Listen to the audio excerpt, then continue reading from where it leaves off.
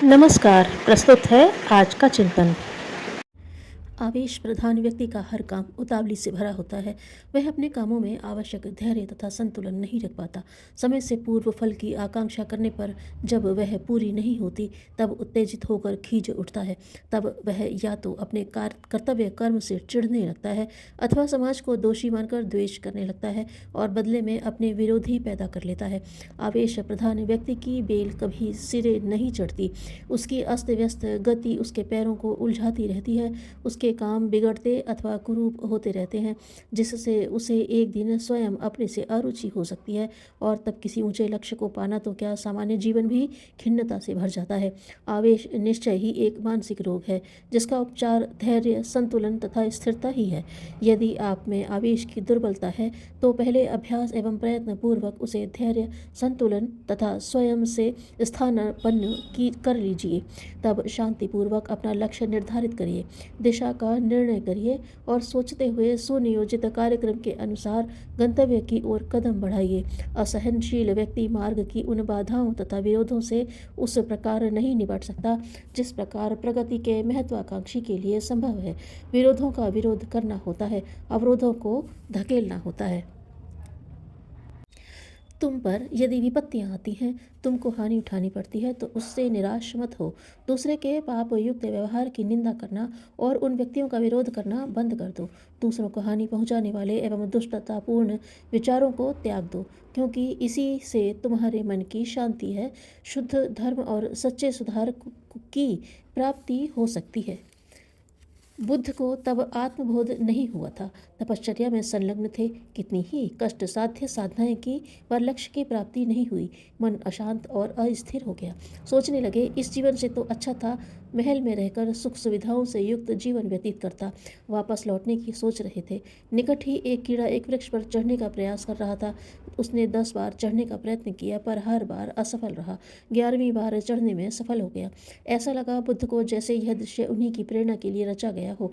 बुद्ध का आत्मविश्वास जाग पड़ा और पूरी दृढ़ता के साथ आत्म साधना के लिए आरूढ़ हो गए तथा अंततः अपने लक्ष्य को प्राप्त करने में सफल हुए। इस सामर्थ्य को सत प्रवृत्ति संवर्धन में नियोजित करके विचार क्रांति कर सके। विद्यार्थी का बाल्यकाल सबसे महत्व का समय है। बच्चों के साथ समझदार बच्चे बनकर माँ बाप उन पर जितना असर डाल सकते हैं, जितनी शिक्षा दे सकते हैं, बूढ़े बनकर नहीं। बच्चों को आलोचकों की अपेक्षा प्रशंसकों की अधिक आवश्यकता है। जिंदगी की वह उम्र बचपन ही है जिसमें इंसान को मोहब्बत की सबसे ज़्यादा ज़रूरत होती है।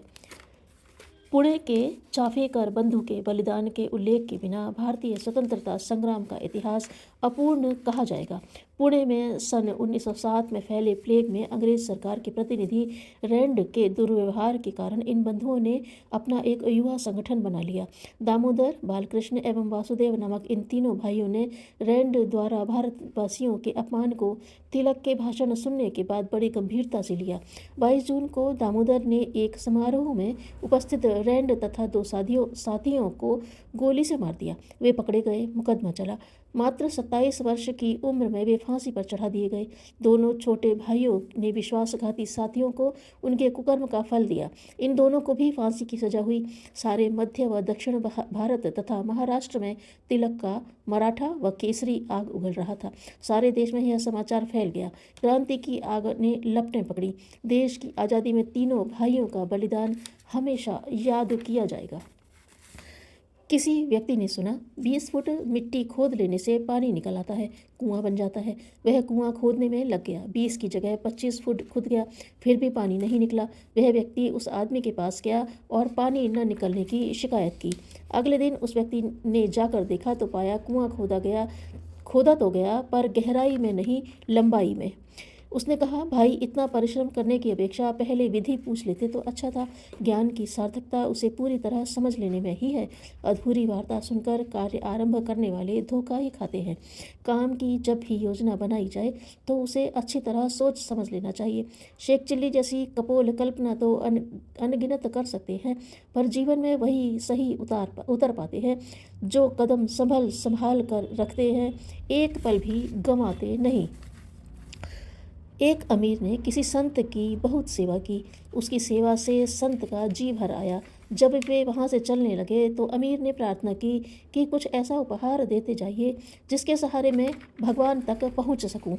संत ने उसे 3 चीज़ें दी, मोम, सुई और थोड़े से बाल, और कहा, इन्हें गांठ में बांध लो। अमीर ने इन चीज़ों को देखा और अचंभे से पूछा, इनके सहारे मैं कैसे भगवान से मिल सकूंगा? संत ने कहा, मोमबत्ती की तरह खुद जलो और दूसरों के लिए रोशनी पैदा करो। सुई की तरह अपने को उघाड़ा रखो पर दूसरों के छेद बंद कर दो। बालों की तरह मुलायम और लचीले रहो।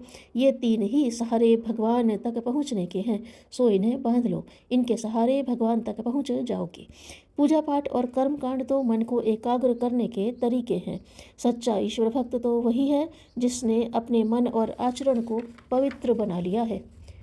गरीबी उस व्यक्ति के पाँवों को रोक नहीं सकती जो अपने पैरों खड़े होने की हिम्मत रखता है। ऐसा व्यक्ति किसी भी कार्य से घृणा नहीं करता। एक लकड़हारा जंगल से लकड़ी काटकर किसी प्रकार दुख और कष्ट सहते हुए अपने दिन व्यतीत करता था।